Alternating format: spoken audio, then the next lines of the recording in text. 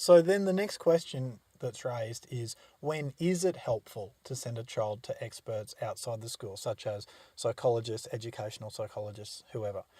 And the truth is that outsourcing to experts should happen. It should happen when the school can't actually solve an issue to help a child. Now, by doing this course, you should be able to help about 90% of these children who have dyslexia or visual stress within the school and without any help from the outside. But that still leaves the other 10%. So, when should you send the child to experts and psychologists? Well, the times when it's most important to send children outside the school to experts is when there are other issues that are influencing the child who has dyslexia. Other issues such as trauma issues, Asperger's, serious behavioural issues, etc.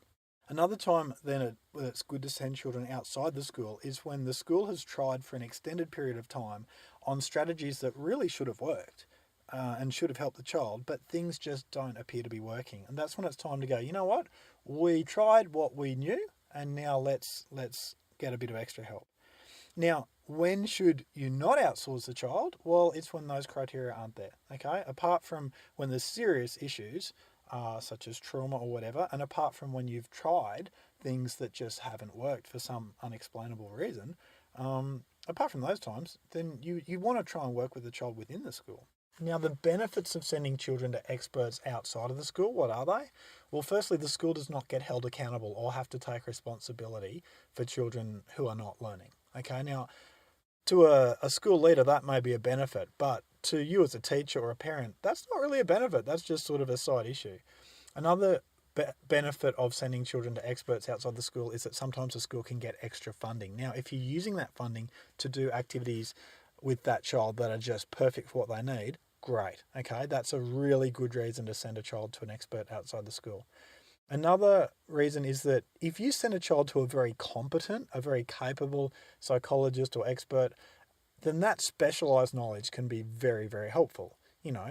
But at the same time, I have to say that in my city, I once chatted with one of the most respected psychologists in my city, and I said to him, "Who is a great educational psychologist in this town, in this city?"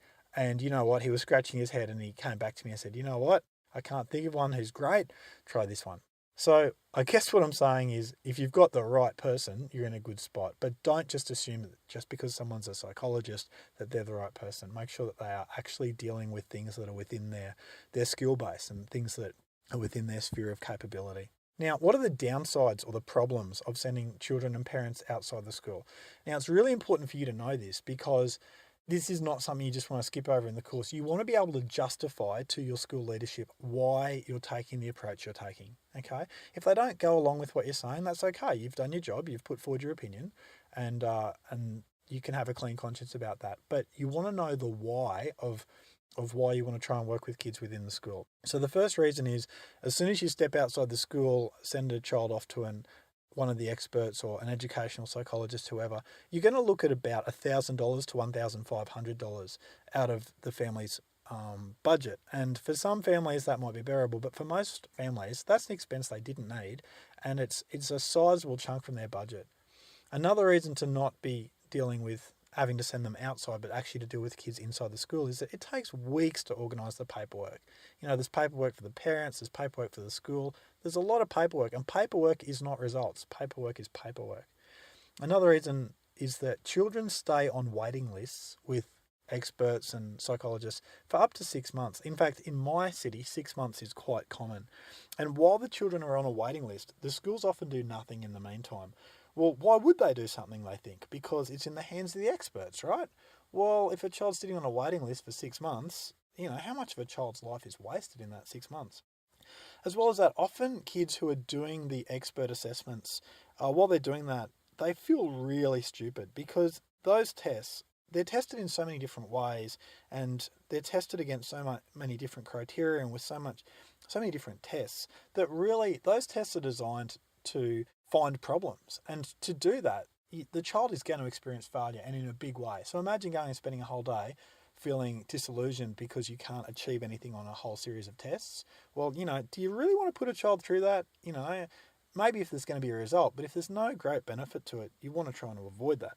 Also, keep in mind that the testing process is often more about justifying a psychologist's conclusion than actually diagnosing what the problem is and what the solution is.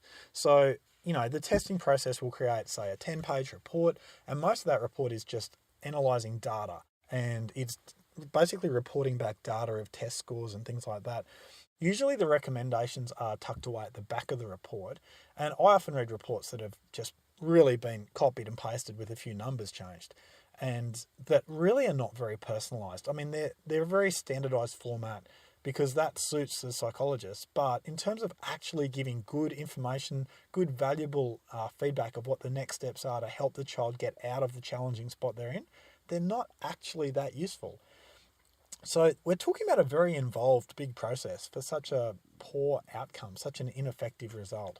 Now, another reason why it can be tough, it can be not ideal to send children outside the school, is that the school is then not involved in the testing for the child, and the school, I guess they're just not invested in the process. They've outsourced it, they've washed their hands of it, they're waiting until that day that the report eventually comes back.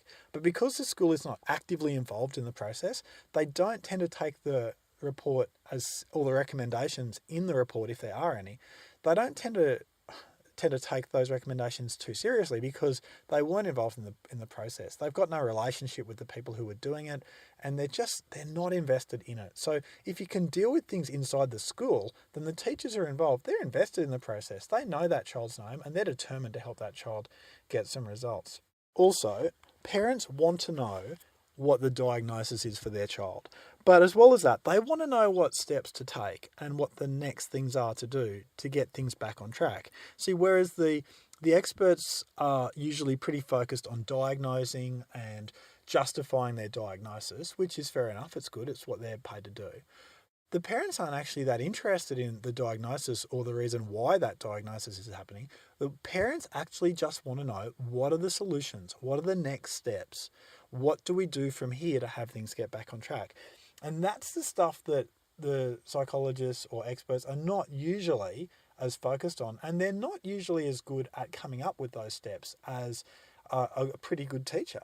So as a teacher, you're used to doing that every day and you're good at that. And so when we deal with these kids in school, we're actually dealing with solutions to these issues, and we're going to communicate those solutions effectively to parents. And most teachers I know are a whole lot more creative at coming up with good ways to help children learn than a psychologist is. So the creativity is better within the school, and the communication to the parents is better, and the relationships are such that the parents are more likely to take what you say very seriously.